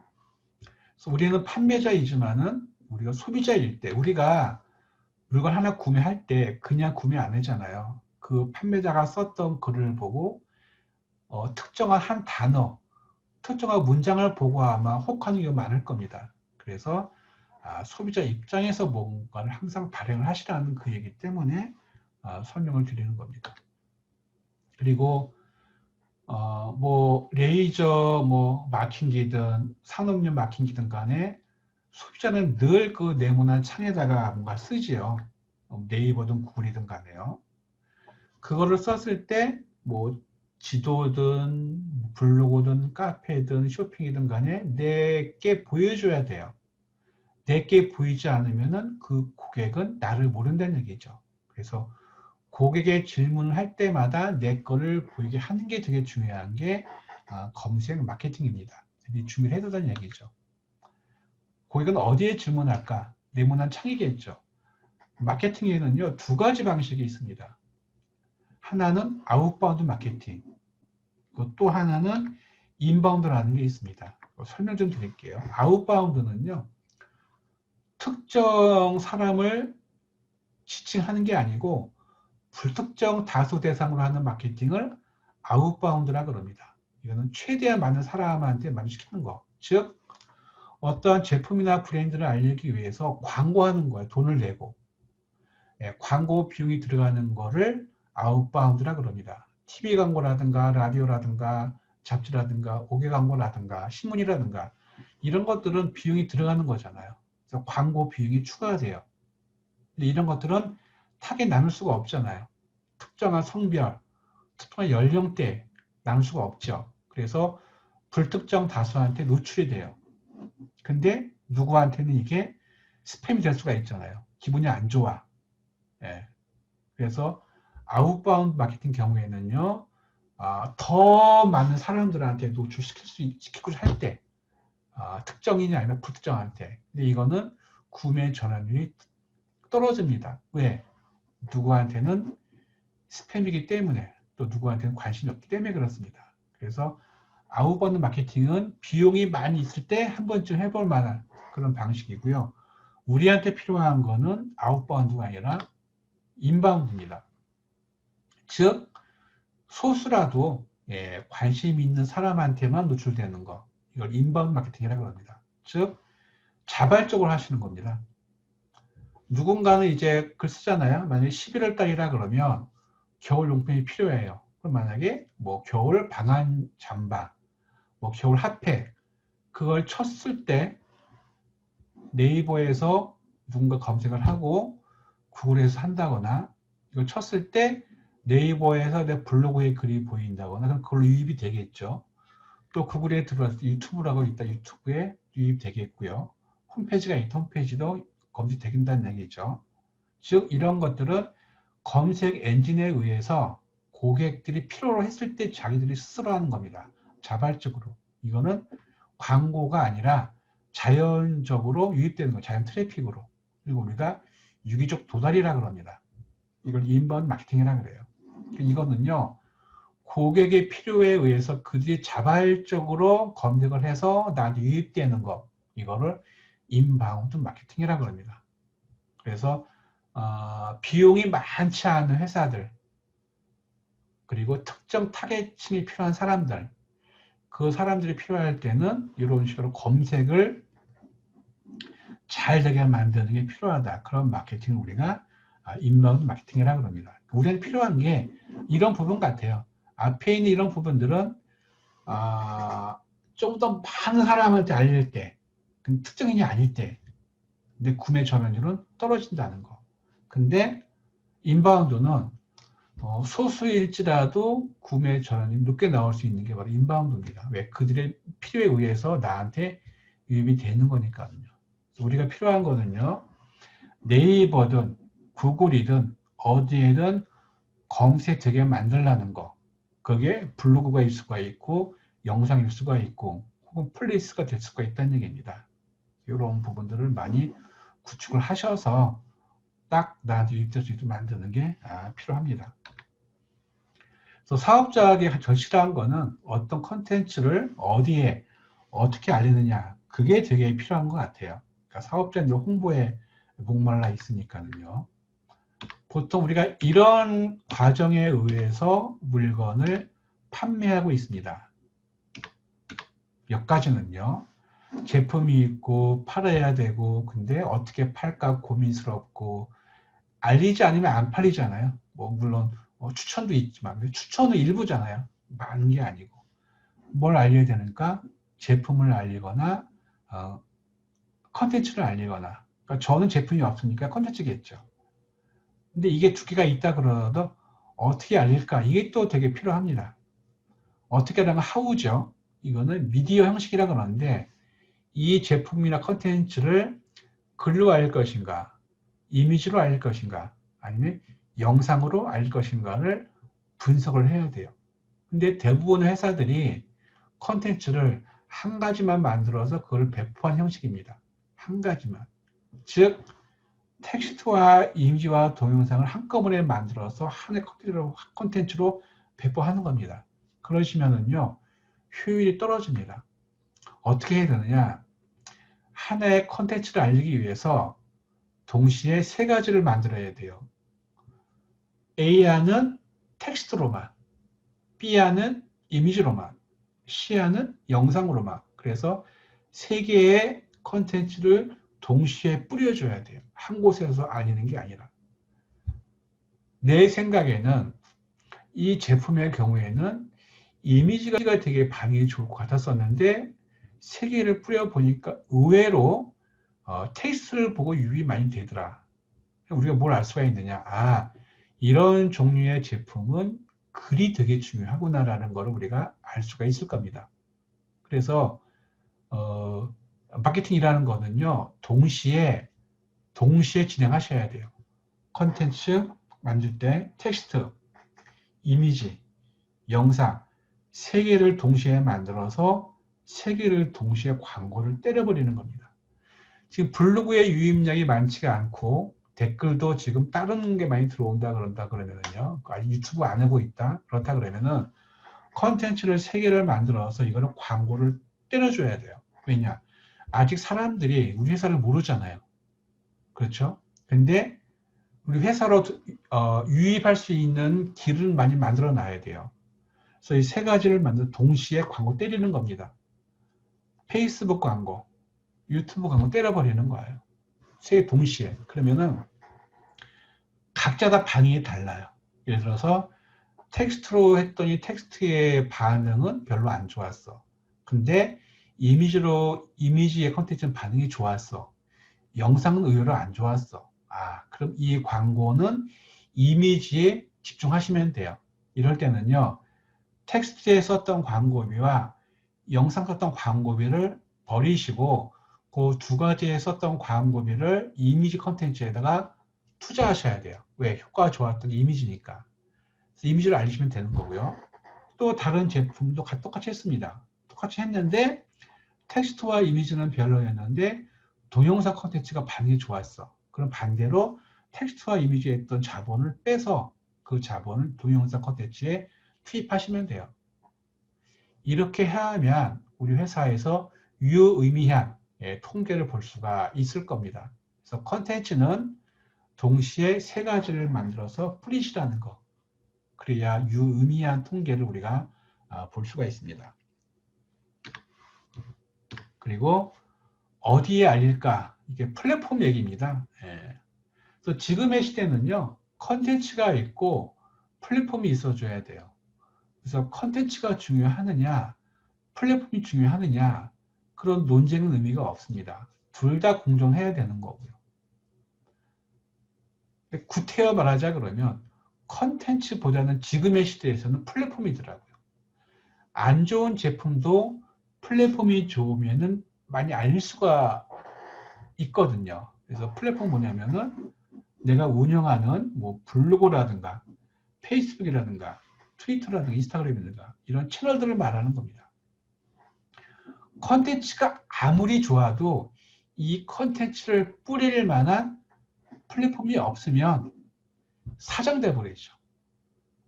과거에는 음식의 맛이 조식당이 있다 그러면 저절로 알려졌는데 지금은 안 그렇죠. 누군가가 이거를 퍼뜨려 줘야 된다는 얘기입니다. 그걸 플랫폼이라 그래요. 그래서 내가 운영하는 플랫폼이 없으면은요, 광고비만 주구장창 들어갑니다. 즉, 진짜 좋은 마케팅인데 이걸 어딘가에 알려야 팔리잖아요. 알려야 되는데 우리가 운영하는 플랫폼이 없다 그러면 어떻게 알려요? 알릴 수가 없잖아요. 그럴 때는 마케팅 비용이 들어가 주는 거죠. 근데 제품이 좋고 우리가 운영하는 플랫폼도 되게 많이 있어. 여기다가 뿌리면 돼요. 무료잖아요. 내가 운영하는 거니까. 그런 방식이 있고 또 플랫폼과 별도로 특정 타겟팅한테 도달할 수 있는 광고를 통해서 유입시키셔야 돼요. 그래서 광고로 통해 들어온 타겟들, 내 플랫폼으로 들어온 타겟들이 합해졌을 때 그때 아주 의미하게 마케팅이 이루어진다고 볼 수가 있는 겁니다. 그래서 회사에서는요, 플랫폼을 반드시 구축을 하셔야 된다는 얘기죠. 사업에 필요한 SNS 툴들입니다. 뭐 이렇게 많이 있는데 블로그 좀 하고 계시고 카페도 나중에 한번 해보세요. 카페는 회원가입해야 되는 거잖아요. 아까 말씀드렸다시피 뭐 김 부장의 영업 일지라든가 뭐 김 부장의 브이로그라든가 그런 식으로 카페를 만들어서 회원을 모집할 수가 있습니다. 그 회원들은 내 자료가 필요해서 들어온 거잖아요. 그래서 내 가두리 양식장이 뭐다? 카페가 될 수도 있다는 얘기입니다. 페이스북은요, 특정 타깃을 내가 모을 수가 있습니다. 지역별, 성별, 연령별 모을 수 있는 광고가 페이스북 광고예요. 만약에 내가 이번 제품은 대구에 있는 분들한테만 홍보하고 싶어. 그렇다 그러면요, 내가 바운드를 정할 수가 있습니다. 대구, 경북에 살고 있는 남자 중에서 30대, 40대, 50대한테만 내 광고를 보이고 싶어. 근데 그 사람들이 누구야? 만약에 영업에 관심 있는 사람들 혹은 유통에 종사하는 사람들한테만 보이고 싶어. 그럼 그렇게 내가 정할 수 있는 타겟들이 페북에서 있다는 얘기입니다. 페이스북 광고는요, 타겟팅입니다. 특정 지역, 특정 성별, 특정 연령, 특정 직종한테 내 제품을 보이게 할 수가 있다는 광고가 바로 페이스북 광고입니다. 카스는 많이 안 하시죠? 예. 홈페이지가 왜 중요하냐? 아까 말씀드렸던 내 사이트에 방문했던 사람들을 추적해서 모을 수 있다는 얘기겠죠. 뭐에 의해서? 픽셀 코드에 의해서 할 수가 있다는 얘기입니다. 그래서 페이스북 홈페이지는요, 반드시 구축을 해 두셔야 된다는 얘기죠. 모드에서 뭐냐면은 네이버가 공짜로 주는 홈페이지입니다. 근데 홈페이지가 있으시다 그러니까 구태 모드까지 할 필요 없다는 얘기입니다. 인스타그램도 아까 말씀하셨던 에어컨 경우에는 가능했었는데 이것도 해보시면 돼요. 뭐든지 해보시고 숫자를 보시면 되는 겁니다. 유튜브 그것도 마찬가지로 보여주는 그런 플랫폼이니까 되게 필요한 그런 툴이기도 합니다. 그래서 사업에 필요한 툴들이 되게 많이 있는데 일단은 이거를 해보셔야 돼요. 내 제품에 관심 있는 사람들이 연령대가 몇 살인지를 정하신 다음에 그 연령대의 사람들이 우리나라에서 어떤 SNS를 많이 쓰고 있는지 그 부분도 분석하셔서 거기에다가 메인으로 하시고 나머지는 서브로 돌리셔도 되고요. 또 하나는 다 해보는 겁니다. 1년 정도를.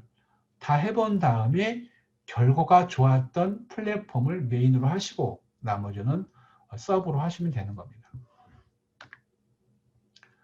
그리고 이제 아까 블로그 경우에는 반응이 좋았다 그랬잖아요. 예, 블로그의 경우에는 잘 되시면 좋은 거고요. 근데 만약에 블로그 하고 있는데 방문자가 별로 없어. 페이스북 하고 있는데 다 친구들이야. 페이스북 페이지를 만들었는데 팬들이 없어. 인스타그램 하고 있는데 팔로워가 늘지를 않아. 유튜브를 한다고 하는데 구독자가 없어. 그러면은 앞에 보여드렸던 플랫폼이 망가진 거죠. 그럼 할 수 있는 게 없습니다. 광고 비용을 써야 된다는 얘기죠. 그래서 마케팅 같은 경우에는요, 어떤 제품의 좋다 안 좋다 그게 아니라 인식의 싸움 같아요. 이 제품을 본 사람들이 처음 느꼈던 그 인식, 그 싸움이 마케팅이라는 겁니다. 이거를 잭 트라우트라는 사람이 말한 건데 되게 필요한 그런 부분입니다. 사업자들한테는 제품의 싸움이 아니라 인식의 싸움. 예를 좀 보여드릴게요. 귀사의 제품은 소비자들한테 어떤 모습으로 인식되고 있나요? 라는 글을 적었는데, 네. 한번 이거 좀 해볼게요. 인식되는 브랜드가 있나요? 도미노 피자 아시죠? 도미노 피자도 예전에 처음에는요, 그 뉴욕의 아주 자그마한 가게 하나짜리였습니다. 도미노 피자가 지금의 세계적으로 뜬 이유 중에 기초가 된 프로모션이 있어요. 저 캠페인이 있었는데 그게 뭐냐면 이런 거였습니다. 30분 안에 배달해 드립니다. 즉 도미노 피자라고 한다 그러면 미국인들한테 따끈따끈한 피자가 내가 있는 내 방으로 배달이 돼. 언제? 30분 안에. 이게 사람들한테 먹힌 겁니다. 피자 먹고 싶어. 나가기 귀찮아. 너무나 멀리 가야 돼. 근데 도미노는 30분 안에 배달을 해준대. 따끈한 피자를. 이 캠페인이 먹힌 게 도미노 피자였어요. 사람들 인식에는요, 도미노 피자 30분에 배달이 돼. 이게 강하게 인식됐었던 겁니다. 성공한 케이스죠. 페덱스 아시죠? 네. 택배, 배송회사. 이 회사의 슬로건은 뭐였냐? 어떠한 일이 있어도 다음 날에는 배송해 드립니다. 이게 사람들의 인식에 꽉 짜여진 겁니다. 그래서 성공한 케이스가 페덱스예요. 다음날 배송이 안 되면은요, 환불해 준다는 것도 있었습니다. 이 회사의 경우에는요. 근데 거의 다 배달이 다 됐었습니다. 그래서 사람들의 인식에는 페덱스는 무슨 일이 있어 다음 날에는 내가 받아볼 수가 있어. 인식됐던 얘기죠. 질레트 면도기도 저도 지금 질레트 쓰고 있는데 질레트 면도기도 브랜딩하기 위해서 썼던 캠페인이 이거였습니다. 이건 좀 역사가 있어요. 1차 세계대전 때 썼던 그 캠페인입니다. 전쟁에 참여한 군인들, 우리 영화 보게 되면 군인들 면도해잖아요. 면도기로. 여기 힌트 얻은 겁니다. 이때 질레트가 뭐 했느냐? 전쟁에 참여한 군인들한테 면도기를 원가로 주겠다. 이 딜을 한 겁니다. 누구한테? 정부한테. 정부한테 찾아가서 이거 한 거죠. 전쟁에 참여한 군인들 면도기를 써야 되는데 원래 시중가가 얼마였는데 우리가 이 사람들한테는 특별하게 원가로 주겠다. 그래서 이윤을 하나도 안 남기고 이 군인들한테 원가로 제공해 준 겁니다. 딜을 해가지고요. 그럼 군인들 전쟁터에서 쓰는 면도기가 질레트잖아요. 다 질레트, 100% 질레트입니다. 이 사람들이 제대했어요. 그러면 내 손과 내 여기에 익었던 면도기가 질레트잖아요. 그럼 질레트를 구입을 한다는 얘기입니다. 즉, 그 사람들의 뇌리에는 면도기는 뭐다? 질레트다. 그게 각인이 된 거죠. 이게 바로 인식의 싸움이라는 얘기입니다. 그렇다 그러면 회사의 그 제품이 과연 사람들의 인식에 각인이 되고 있는지 안 되는지 그 부분을 생각해 보자는 그런 이야기입니다. 이게 만약에 안 돼 있다 그러면 우리 회사 차원에서 우리 제품이 과연 사람들한테 어떻게 인식을 시킬 것인지를 한번 전략을 세워보신다 그러면 되게 유의미한 결과를 볼 수 있을 겁니다. 그래서 어떠한 캠페인 할 수가 있는지 그 캠페인 전략이 만들어졌다 그러면 그걸 어떻게 알릴 것인지를 또 생각하셔야겠죠. 아직 우리를 알고 있는 회사들이 많지가 않다 그러면 이거를 광고를 통해서 알릴 것인지 어떻게 알릴 것인지를 한번 전략을 세워보자는 얘기입니다. 그래서 회사 차원에서 마케팅을 처음 한다 그러면 어떤 전략을 세워서 어떤 캠페인을 만들어서 이거를 어디에 뿌릴 것인지 한번 생각해 보신 다음에 광고를 집행하는 것도 되게 필요한 시기가 아닌가 싶습니다. 아직 우리 회사를 다 모르잖아요.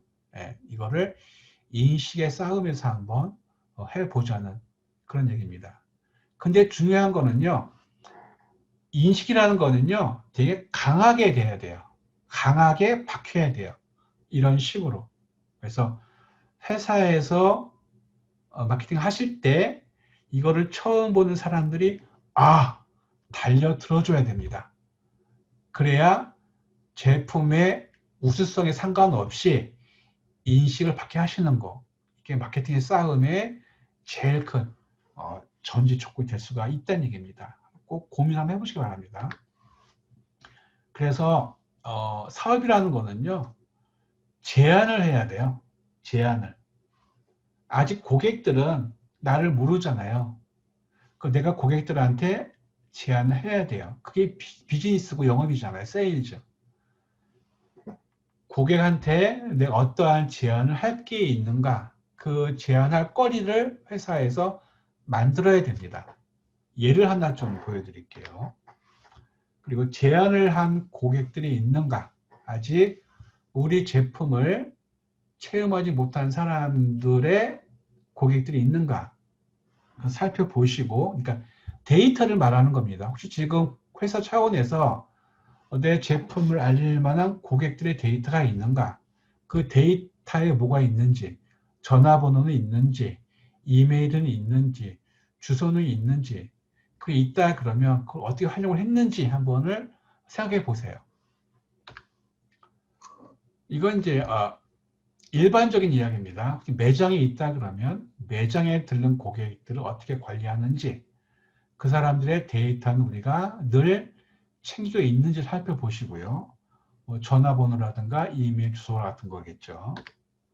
그리고 홈페이지에 방문한 고객들이 있는지, 그렇다 그러면은 특정 페이지에 방문한 사람들을 우리가 추적을 하고 있는지, 또 구매한 사람이 있다 그러면 구매한 사람들의 추적할 수 있는지, 이건 내가 보자는 얘기입니다. 즉 홈페이지의 페이지마다 특정 픽셀 코드를 심어 두시면은요, 그 페이지에 방문한 사람들을 추적을 해서 그들을 모아서 그들의 PD에 대해 광고를 툭 던져줄 수가 있다는 얘기입니다. 그거를 픽셀 코드에 의해서 가능합니다.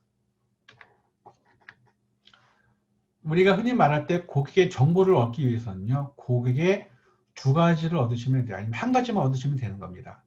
핸드폰 번호라든가 이메일 하나를 꼭 얻으시면 돼요. 핸드폰 번호를 얻든지 이메일을 얻든지 하시면 되는 거. 둘 다 얻으면 더 좋습니다. 근데 고객들 그냥 안 주죠. 네. 내 개인 정보잖아요. 이메일하고 핸드폰 번호가.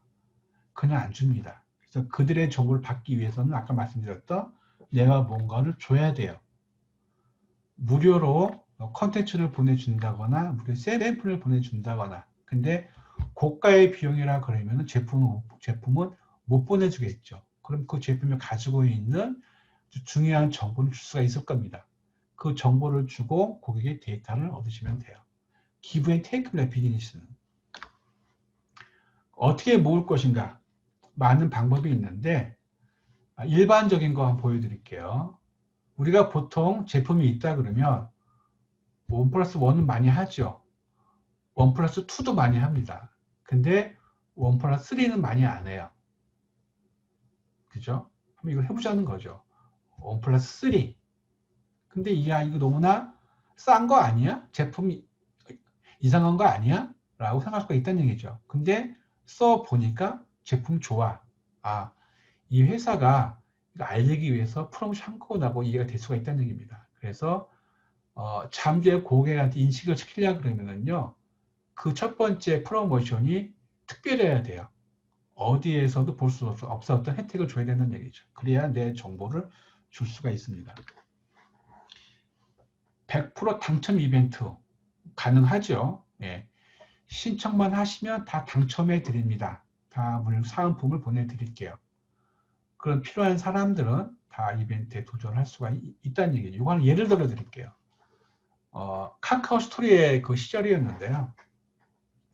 어떤 그 음식을 판매하는 그 카카오 채널이었는데 뭘 했냐면은 만약에 돈가스가 있다 그래요. 그럼 돈가스를 팔기 전에 돈가스를 무료로 보내드릴게요. 시식 이벤트입니다. 예. 여러분들한테 시식할 수 있는 돈가스를 보내드리기도 하는데 완성된 제품이 큰 사이즈로 3개라 그러면은요 시식 이벤트는 그보다 작게 만들어서 작은 걸 2개 보내주는 겁니다. 양도 안 차게. 근데 의외로 주부들이 신청을 많이 합니다. 돈가스는 애들이 좋아하는 거니까. 그래서 처음에 신청을 받을 수 있는 거를 광고를 통해서 한 겁니다. 카카오톡을 통해 가지고요. 광고를 했는데 2,500명이 시청했대요. 2,500명이. 그 중에 100명한테 당첨해서 100명한테 보내준 겁니다. 보내줬는데 이 돈가스 누가 먹지요? 자녀들이 먹는 겁니다. 자녀들이 먹었는데 맛이 좋은데 없어 별로 샘플이니까. 엄마 시켜줘. 그래서 재구매율이 98%가 나왔다 그럽니다. 98%가. 그 사람들이 재주문한 거죠. 그렇게 해서 카카오 스토리 통해서 엄청나게 매출 올렸던 건 회사들이 있습니다. 즉 뭐냐? 체험하게 해서 메인 제품 살 수 있도록 유도할 수 있는 마케팅도 필요하다. 예, 그런 얘기고요. 또 하나 저 같은 사람들 경우입니다. 온라인 강의하는 사람들, 즉 만약에 60 강좌라 그러면 이 강의를 다 들으시는 분한테는 100% 환불해 드리겠다라고 이벤트 하는 겁니다. 생각에 손해가 아닌가 싶은데 실험을 해봤습니다. 60 강좌를 다 들을 수 있는 통계를 보니까 2%밖에 안 되더래요. 다 듣는 사람들이. 할만하잖아요. 네, 그래서 업종과 컨텐츠와 사람에 따라서 전략을 세워서 마케팅을 진행하신다 그러면요 효과를 좋게 볼 수가 있다는 얘기입니다. 이런 식으로 잠재 고객 DB를 얻을 수 있죠. 이것도 하게 된다 그러면 고객의 내 DB를 얻을 수 있잖아요. 전화번호라든가 이름이라든가 이메일이라든가. 근데 이게 있습니다. 이런 식으로 할 수는 있는데 기본은 해야 돼요. 예. 기본 해야 되는 거고요. 제품이 뛰어나진 않더라도 떨어지면 안 된다는 얘기입니다. 무료로 줬는데 개판이야. 그러면 이 사람의 입과 글에 의해서 안 좋은 피드백이 많이 나가잖아요. 그런 거 제품은 망합니다. 그래서 기본 하셔야 돼요. 뛰어나지 않더라도. 어떻게 모으냐? 예, 이런 식입니다. 흔히 하는 방법들이 이런 식이에요. 매장 방문자 명함을 받는다거나 페이스북 광고를 통해서 DB를 얻는다거나 아니면 네이버 광고 통해서 DB를 얻는다거나 홈페이지 유입을 통해 들어온 사람들이 아까 보니까는 그 회사 사이트에 회원가입 칸이 있었나요? 혹시 없다 그러면 만드세요. 회원가입란을. 회원가입한 사람들한테 좋은 정보를 보내주는 것도 필요해요. 홈페이지 내에서. 쇼핑몰도 만약에 한다 그러면 회원가입 칸을 만들어야겠죠. 카페 한다 그래도 카페에 회원가입 폼을 만들어서 DB를 받으시는 겁니다. 이런 식으로 고객의 전화번호와 아니면 이메일 주소를 받으셔서 둘 다 받으면 좋고요. 하나만 봐도 상관이 없습니다. 전화번호 받으면 문자 마케팅으로, 이메일을 받으면 이메일 마케팅으로 전략을 세울 수 있다는 얘기죠. 그래서 잠재 고객, 보통 많은 회사들이요, 홈페이지에 있는 제품을 알리는 광고를 많이 하세요. 근데 홈페이지라는 거는요, 회사의 전체를 알릴 수 있는 그런 플랫폼이기 때문에 구매 전환율이 많이 안 일어나고요. 회원 가입도 많이 안 합니다. 우리한테 필요한 거는 고객의 DB라 그랬잖아요. 그럼 고객의 DB를 얻기 위해서는 뭐가 필요하느냐? 홈페이지는 효과가 떨어지고요. 뭐냐면은 이게 필요합니다. 잠재 고객들의 DB를 확보할 수 있는 랜딩 페이지가 필요해요. 즉 홈페이지가 아니라 한 페이지짜리 사이트를 별도로 만드는 겁니다. 우리가 그거를 랜딩 페이지라 그래요. 지금 마케팅은요, 랜딩 페이지 마케팅 시대입니다. 홈페이지가 아니라 특정한 컨텐츠를 알릴 수 있는 1페이지짜리를 만들어서 1페이지짜리를 광고해서 거기서 DB를 받는 겁니다. 이게 지금의 마케팅 시대예요. 잠깐 좀 예를 보여드릴게요.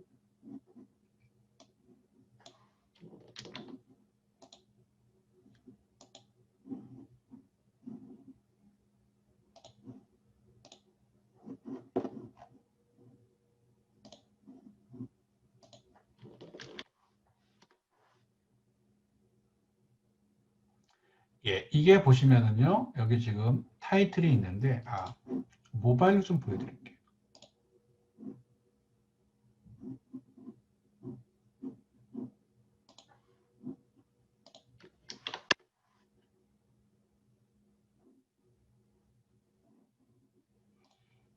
이걸 볼게요. 여기 보시면 기업 금융 서비스라는 게 있고요. 기업 자금을 쉽게 받게 하는 방법을 주겠다라고 하는 광고입니다. 여기에 회사 이름과 담당자 이름과 연락처, 지역서 주시면 내가 당신이 자격이 있는지 없는지를 확인해 준대요. 이렇게. 근데 쓰지 않으면 확인이 안 됩니다. 밑에 보니까 이런 서비스를 해준대요. 이런 정보를 준대요. 코칭도 해주고 서류 검토해주고 상담해주고 이런 걸 내가 당신한테 줄 테니까 당신의 정보를 줘. 써서. 이게 랜딩 페이지입니다. 즉, 이 목적에 필요한 사람만 모을 수가 있는 거죠.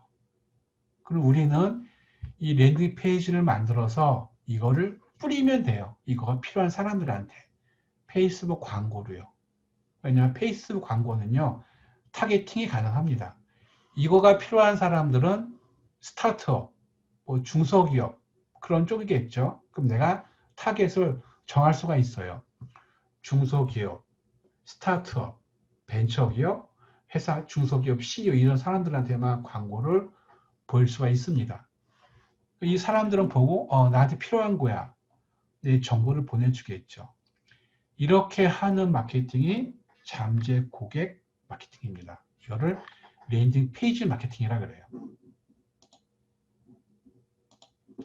또 아까 보여드렸던 이 회사도 있었죠. 이건 한번 더 볼까요?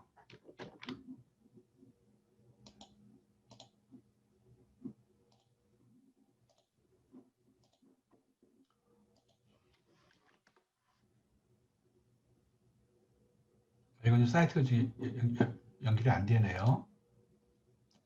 아주 이런 식으로 랜딩 페이지가 뭐냐면요. 특정한 한 가지 목적을 위해서 하는 마케팅을 우리가 랜딩 페이지 마케팅이라고 합니다.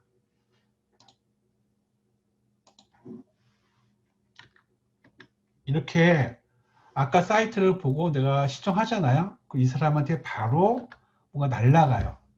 바로 날아갑니다. 신청하자마자 신청해서 감사합니다. 곧 연락드리겠습니다. 아니면 제공하신 이메일로 관련 자료를 보내드리겠습니다. 이런 메시지가 미리 세팅해 둔 다음에 자동으로 날아가는 시스템. 이거를 랜딩 페이지 마케팅이라고 합니다. 다른 말로 마케팅 자동화라 그래요.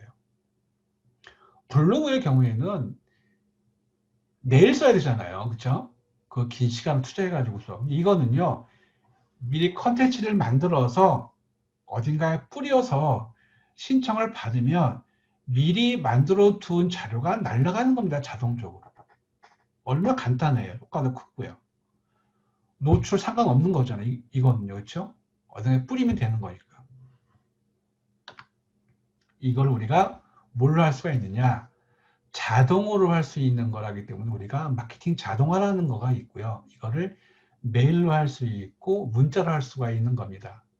문자로 하는 거는 이메일 하는 걸 우리가 스템 메일이라는 말로 씁니다. 즉 정보를 담은 정보를 정해진 스텝대로 문자를 보내는 거, 이메일을 보내는 거를 말하는 겁니다. 예를 들어서 A라는 사람이, 그러니까 철수가 9월 1일 날 신청했어요. 그럼 9월 1일 날 감사 메일과 함께 이 사람에 필요한 정보를 보내주는 겁니다. 처음에. 그런 다음에 그 다음날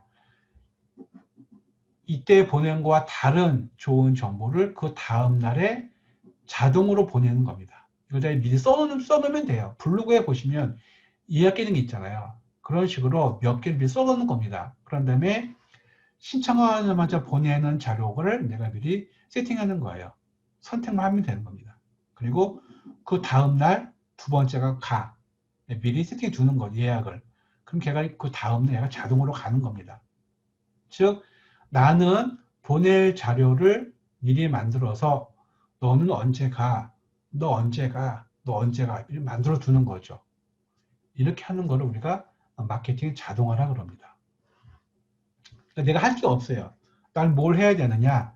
컨텐츠를 잘 만들어 둬서 고객들한테 뿌리면 돼요. 내가 할 일이 끝나는 겁니다. 왜? 미리 세팅해 뒀으니까. 이게 이런 식이죠. 신청 즉시 보내는 문자 혹은 메일. 그 다음에 그 다음날 보내는 메일. 그 다다음날 보내는 거. 내가 이거는 내가 맘 사시면 돼요. 난 이 컨텐츠를 매일 보내고 싶어. 그러면 매일 세팅하면 되는 거고요. 나는 이거를 이틀 강의하고 싶어. 이틀마다 보내도록 내가 세팅하시면 되는 겁니다. 그러니까 정해진 스텝대로 보내는 거. 이거를 마케팅 자동화라 그럽니다. 이게 문자도 가능하고요. 메일도 가능합니다. 근데 이런 또 의심이 들죠. 요새 누가 메일을 본다고? 메일 안 보잖아요. 그러는데 이거의 장점은 뭐죠? 이거가 필요한 사람들한테 보내서 그들 스스로가 나한테 정보를 보낸 거잖아요. 그들의 니즈에 따라서. 그래서 수신 동의를 받은 겁니다. 그 사람 필요하기 때문에. 나한테 필요한 자료는요. 매일 확인을 한다고 하지요. 네. 무차별적으로 나한테 보내는 메일이 아니라 내가 필요해서 받아보는 메일이기 때문에 열어봐요. 그래서 효과가 있는 게 바로 이 마케팅 자동화입니다. 이런 식이죠. 그래서 지금의 경우에는요, 뭐냐면은 그 사람이 필요한 거를 내가 보내주기 때문에 오픈할 확률이 크다는 그런 얘기입니다. 이거를 뭘로 하는 거죠? 랜딩 페이지를 활용해서 고객의 정보를 받을 수가 있는 겁니다.